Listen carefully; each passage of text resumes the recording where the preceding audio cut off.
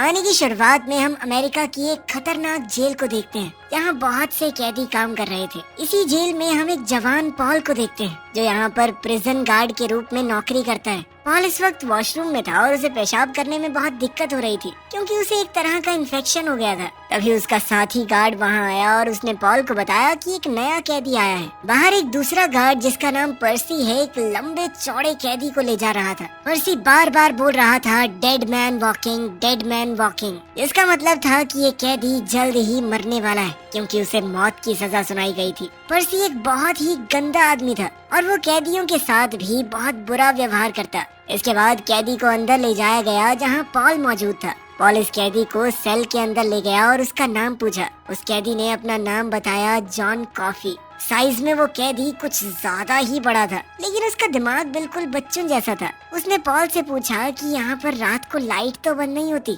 मुझे अंधेरे से डर लगता है। इस पर पॉल ने उसे बताया कि यहाँ हमेशा उजाला ही रहता है, चिंता मत करो। सेल से निकलने से पहले जॉन ने पॉल की तरफ हाथ बढ़ाया जिसे देखकर सभी गार्ड्स चौकन्ने हो गए, लेकिन पॉल ने वापस उससे हाथ मिला लिया। पॉल के बाहर जाते ही जॉन ने रोते हुए उससे कहा कि मैंने रोकने की बहुत कोशिश की लेकिन मैं रोक नहीं पाया। उसकी ये बात पॉल को समझ नहीं आई। फिर पॉल ने इस कैदी की फाइल देखी जिसके बाद हमें जॉन कॉफी के वहाँ होने की वजह पता चलती है। एक घर से 2 बच्चियाँ अचानक से गायब हो गई। जब पूरा गांव उन्हें ढूंढते हुए जंगल में पहुँचा तो वहाँ जॉन कॉफी की गोद में उन दोनों लड़कियों की लाशें पड़ी थी और जॉन बार बार यही चिल्ला रहा था कि मैंने रोकने की बहुत कोशिश की लेकिन नहीं रोक पाया। सबने यही समझा कि जॉन ने ही उन दोनों लड़कियों को मारा है और इसके लिए जॉन को मौत की सजा सुनाई गई।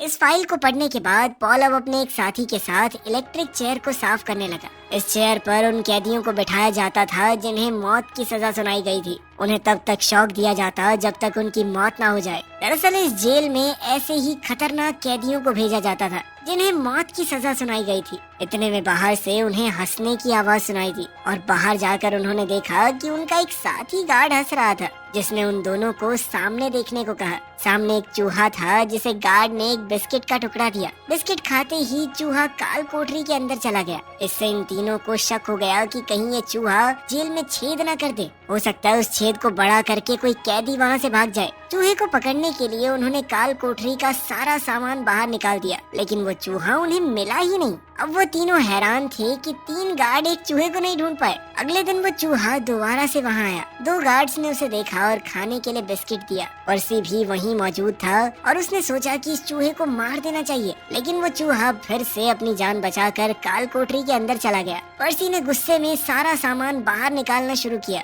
तभी वहाँ पॉल और उसके साथी आए। उसके साथी ने पर्सी को बताना चाहा कि कल हम लोगों ने भी यही किया था लेकिन पॉल ने अपने साथी से कहा कि चुप करने देने से बढ़िया परेशान होगा। पर्सी ने अंदर का सारा सामान बाहर निकाल दिया लेकिन उसे वो चूहा कहीं नहीं मिला। उसकी मेहनत भी बेकार हुई, ऊपर से उसे सारा बाहर निकाला हुआ सामान वापस से अंदर डालना होगा। वो गुस्से में आकर एक गार्ड से बदतमीजी करने लगा। तभी पॉल के साथ वाले गार्ड ने उसका गला पकड़ लिया। पर्सी ने उसे धमकी दी कि अगर तूने मेरे साथ कुछ भी किया ना तो तेरी नौकरी खा जाऊंगा मैं। दरअसल पर्सी की यहाँ के गवर्नर के साथ थोड़ी जान पहचान थी जिसका वो नाजायज फायदा उठाता था। इस वक्त पूरी दुनिया में ही तंगी चल रही थी जिस वजह से लोगों को नौकरियाँ बहुत मुश्किल से मिलती थी। इसी वजह से कोई भी अपनी नौकरी को खतरे में नहीं डालना चाहता था लेकिन पॉल उसकी इस धमकियों से नहीं डरा। उसने पर्सी से कहा कि वो जानता है कि पर्सी की पहचान कहाँ तक है लेकिन आज के बाद अगर उसने किसी गार्ड को धमकाया तो वो चुपचाप नहीं बैठने वाले, फिर चाहे उनकी नौकरी ही क्यों न चली जाए।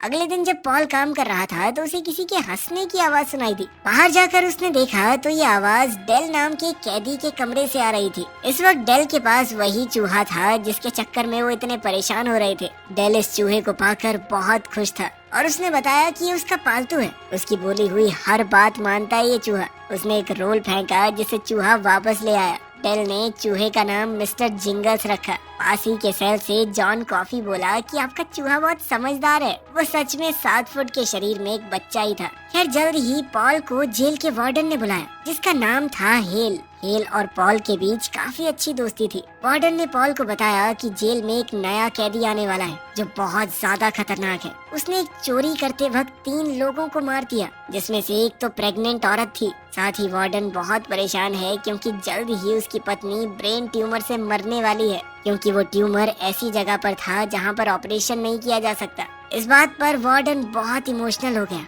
उसे समझ ही नहीं आ रहा था कि वो अपनी पत्नी को किस मुंह से बताए कि तुम मरने वाली हो। अगले दिन पॉल दरवाजे पर कैदी विलियम्स का इंतजार कर रहा था, लेकिन अपने यूरिनल इन्फेक्शन की वजह से उसे खड़े होने में भी परेशानी हो रही थी। तभी जॉन कॉफी ने उसे आवाज देकर अपने पास बुलाया। इस बात पर जॉन ने उसे कहा कि थोड़ा संभल कर रहना। उस खतरनाक कैदी विलियम को जब लाया गया, उसने अचानक से गार्ड्स पर हमला कर दिया। आवाज सुनते ही पॉल भी वहां पहुंचा, लेकिन विलियम ने उसकी टांगों के बीच में हमला कर दिया। बेचारे पॉल के गोटे भी फूट गए, ऊपर से उसे इन्फेक्शन भी वहीं हो रखा था। अब पॉल दर्द की वजह से वहीं गिर पड़ा। किसी तरह उठकर पॉल ने रिवॉल्वर विलियम की तरफ तान दी, लेकिन विलियम ने गार्ड को अपने आगे पकड़ा हुआ था। साथ में पर्सी भी खड़ा था। पॉल ने पर्सी से कहा कि देख क्या रहा है, हमला कर इसके ऊपर। लेकिन पर्सी बहुत ज्यादा डरा हुआ था। पर्सी एक घटिया आदमी तो था ही, साथ ही डरपोक भी था। तभी वहाँ एक दूसरा गार्ड आया, जिसने पर्सी के हाथ से डंडा छीनकर विलियम पर हमला किया, जिसके बाद विलियम को कब्जे में ले लिया गया। सब लोग अपने अपने काम में लग गए, लेकिन पॉल बहुत दर्द में था और वो कराहते हुए अपने पेट के बल लेट गया।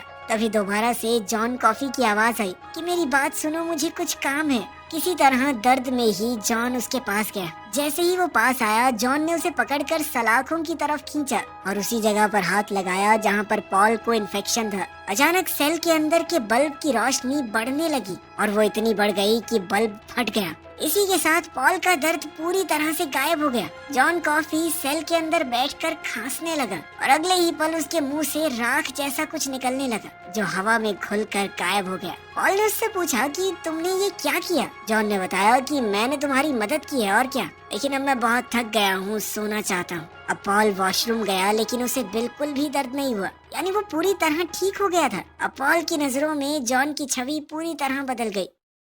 पॉल उस वकील के पास गया जिसके पास जॉन का केस था। वो जॉन कॉफी की पूरी हिस्ट्री जानना चाहता था कि क्या उसने पहले भी कोई खून किया है। लॉयर ने उसे बताया कि उस दिन से पहले जॉन कॉफी को कभी देखा ही नहीं गया। उस जंगल में पहली बार उसे देखा गया, वो भी 2 लड़कियों की लाशों के साथ। सबका मानना था कि वो नौकरी की तलाश में इधर उधर भटक रहा होगा। वहीं दूसरा कैदी विलियम सबको बहुत परेशान कर रहा था। कभी वो पॉल के मुंह पर थूक देता, कभी किसी के ऊपर मूत देता, और एक बार मौका देखकर उसने पर्सी को पकड़ लिया। उसकी छेड़खानी से पर्सी इतना ज्यादा डर गया कि उसने अपनी पैंट ही गीली कर दी। विलियम को इन कारनामों के लिए काल कोठरी में बंद कर दिया गया। अब डेल की सजाए मौत का दिन आ गया, लेकिन वो बहुत चिंता में था कि उसके जाने के बाद उसके चूहे मिस्टर जिंगल्स का ध्यान कौन रखेगा। एक गार्ड ने उसे भरोसा दिलाया कि हम तुम्हारे चूहे को सर्कस में भेज देंगे, ये बढ़िया करेगा वहाँ पे और सुरक्षित भी रहेगा। तभी वो चूहा सेल से बाहर निकल गया और पर्सी उसे अपने पैर से कुचलकर आगे बढ़ गया, मानो कुछ हुआ ही न हो। डेल बहुत जोर से अपने चूहे की मौत पर रोने लगा। वहाँ जॉन कॉफी भी ये सब देख रहा था। उसने कहा कि जल्दी से इस चूहे को मेरे पास लेकर आओ। पॉल ने चूहे को उठाकर उसके हाथ में रख दिया। जॉन ने उसे अपने हाथों में लेकर फूंक मारी और एक बहुत तेज रोशनी उसके हाथों के बीच में जली। फिर उसके मुंह से दोबारा से वैसी ही राख निकली। सभी ये देखकर हैरान रह गए और अगले ही पल चूहा दोबारा से जिंदा होकर डेल के पास चला गया। लेकिन अब डेल की मौत का समय आ गया था। उसे शौक वाली कुर्सी पर बैठाया गया। मौत का इंचार्ज इस बार पर्सी था। दरअसल पर्सी ने ये वादा किया था कि अगर उसे किसी की सजा का इंचार्ज बना दिया गया तो वो यहाँ से ट्रांसफर ले लेगा, जिसके लिए उसने पहले ही अप्लाई कर दिया है और अपने कनेक्शंस की वजह से उसे मंजूरी भी मिल जाएगी। जिस आदमी को मौत की सजा मिलनी होती, उसके सर पर एक गीला स्पॉन्ज रखते थे ताकि करंट तेजी से उसके दिमाग में जाए और मौत जल्दी हो जाए, आदमी ज्यादा परेशान न हो। लेकिन पर्सी ने जानबूझकर डेल के सर पर सूखा हुआ स्पॉन्ज रखा, जिससे उसको बहुत दर्दनाक मौत मिली। डेल की इस दर्दनाक मौत के बाद पॉल बहुत गुस्से में था और उसने पर्सी को धमकी दी कि अगर तुम जल्द से जल्द यहाँ से नहीं गए तो मैं तुम्हारी कंप्लेन लिख दूंगा कि जब विलियम ने हमारे ऊपर हमला किया था तो तुम्हारे हाथ कांप गए थे। खाली होने के बावजूद हमला नहीं कर पाए, तुम प्रिजन गार्ड बनने के लायक नहीं हो तुम। और उस दिन जब उसने तुम्हें पकड़ा, तुम्हारी पैंट गीली हो गई थी। पर्सी ने घबरा कर वादा किया कि मैं जल्द से जल्द निकल जाऊंगा यहाँ से। अब पॉल जैसे ही जॉन के सेल के बाहर पहुँचा तो उसने देखा कि जॉन बहुत रो रहा था। उसने बताया कि मैं डेल का दर्द महसूस कर पा रहा था और साथ ही मिस्टर जिंगल्स ने भी उसके दर्द को महसूस किया, इसलिए वो चूहा वहाँ से भाग गया। साथ ही जॉन ने कहा कि वो बहुत थक गया है और सोना चाहता है। इसके बाद हम पॉल को अपने घर पर लंच करते हुए देखते हैं। वहाँ जेल में उसके साथ काम करने वाले बाकी गार्ड्स भी आए थे। बातों बातों में जॉन कॉफी की बात छिड़ गई कि कैसे उसने चूहे को जिंदा कर दिया था, और साथ ही पॉल ने बताया कि मेरा ब्लैडर इन्फेक्शन भी ठीक कर दिया था इसने। अब वो सब मिलकर वार्डन हेल की मदद करना चाह रहे थे, जिसकी बीवी को ब्रेन ट्यूमर है। उनका प्लान था कि वो जॉन कॉफी को रात के समय वार्डन के घर ले जाएंगे। रात को इस पूरे प्लान से पहले उन्होंने साथ वाले सेल के प्रिजनर विलियम को बियर में नींद की गोली देकर बेहोश कर दिया और पर्सी को पकड़कर काल कोठरी में डाल दिया। जब वो लोग जॉन को ले जा रहे थे तो हमने देखा कि विलियम अब भी होश में था। उसने अचानक से जॉन की बाजू को पकड़ लिया और जॉन बहुत जोर से कांपने लगा, मानो उसे बहुत दर्द हो रहा हो। इसी तरह विलियम ने जॉन को छुड़ाया, जिसके बाद विलियम दोबारा बेहोश हो गया। जब जॉन जेल से बाहर निकला तो वो खुले आसमान के तारों को देखकर बहुत खुश हुआ। उसने धरती से घास और मिट्टी को छुआ।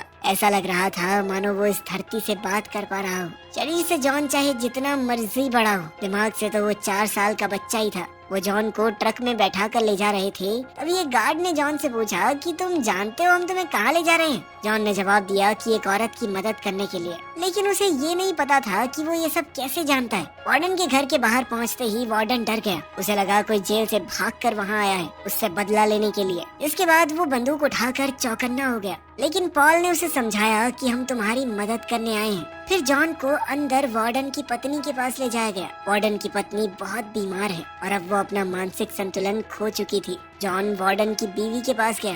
जॉन की बीवी ने उससे पूछा कि उसका नाम क्या है। उसने कहा जॉन कॉफी, पीने वाली कॉफी, बस स्पेलिंग थोड़ी अलग है। वो अपना नाम यूं ही बच्चों की तरह बताता था। तभी वो अपना मुंह वार्डन की बीवी के मुंह के पास ले गया और उसकी पूरी बीमारी अपने शरीर के अंदर खींच ली। लेकिन हर बार की तरह इस बार उसके मुंह से वो राख सी नहीं निकली और जॉन की हालत बहुत ज्यादा खराब हो गई। वो वार्डन की बीवी अब बिल्कुल ठीक हो गई, लेकिन उसे बीमारी का पता चलने के बाद से कुछ भी याद नहीं था। अब उसने दोबारा से जॉन से उसका नाम पूछा। इससे पहले वो अपना नाम बताता, वार्डन की बीवी ने उसका नाम कह दिया, यानी उसे जॉन की बातें कुछ हद तक याद थी। अब वो जॉन के पास आई और कहा कि मैंने एक सपना देखा, यहाँ बहुत अंधेरा था, लेकिन तुम रोशनी बन के मेरे पास आए और मुझे बचा लिया। उसने अपने गले की चेन उतार कर जॉन को पहना दी और उसे गले लगा लिया। फिर जॉन को वहाँ से जेल ले जाया गया, लेकिन जॉन की हालत बहुत खराब थी। वहीं पर्सी को काल कोठरी से बाहर निकाल लिया गया, ये वादा लेकर कि वो जल्द से जल्द यहाँ से ट्रांसफर ले लेगा। बाहर निकलने के बाद पर्सी जॉन के सेल के पास से गुजर रहा था।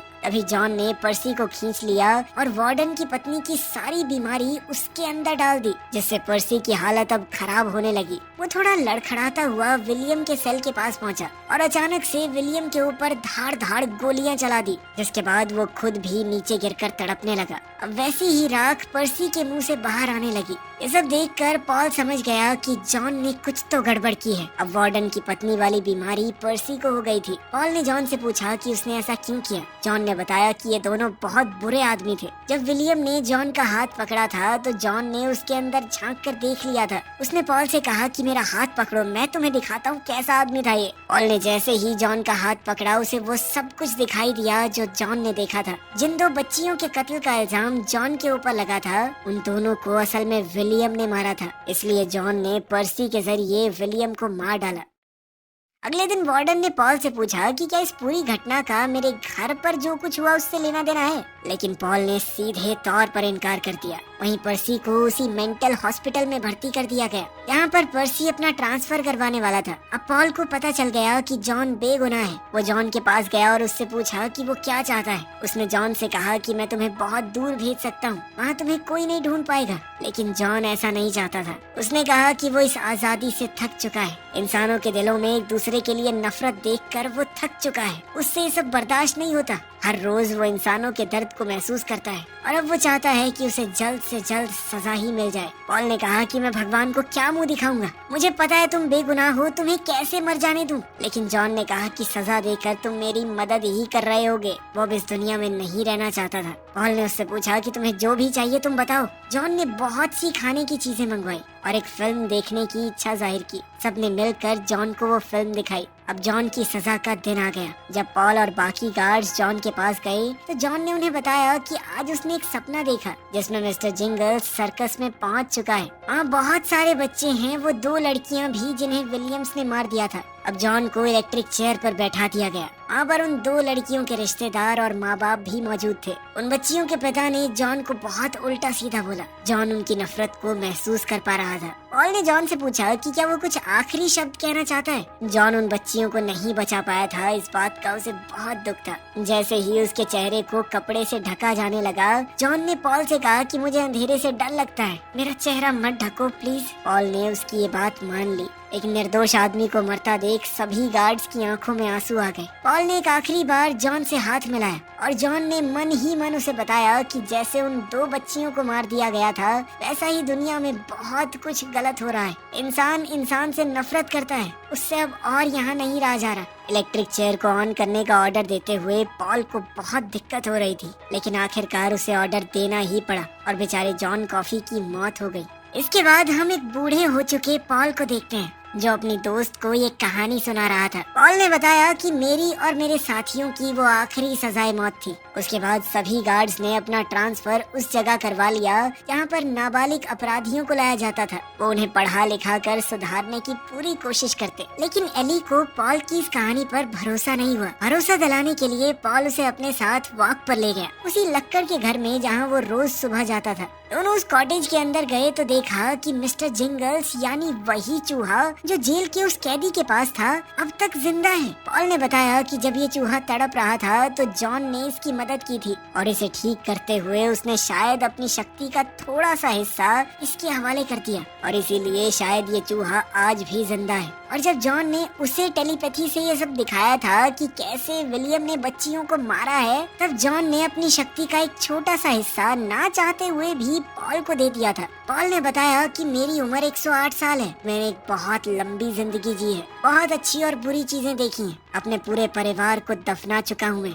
और एक दिन एली भी उसकी जिंदगी से चली जाएगी। शायद यही उसकी सजा है और यही उसका प्रायश्चित। इसके बाद एली की भी कुछ वक्त बाद मौत हो गई। अब पॉल बिस्तर में पड़ा उन सब लोगों को याद कर रहा था जो उसकी जिंदगी में आए और चले गए। वो ये सोच रहा था कि जब जॉन ने मिस्टर जिंगल्स जैसे चूहे को इतनी लंबी जिंदगी दे दी तो वो तो फिर भी एक इंसान है, पता नहीं वो कितने साल जिएगा। वीडियो पसंद आई तो लाइक कर देना, चैनल को सब्सक्राइब कर लेना। मिलते हैं अगली वीडियो में।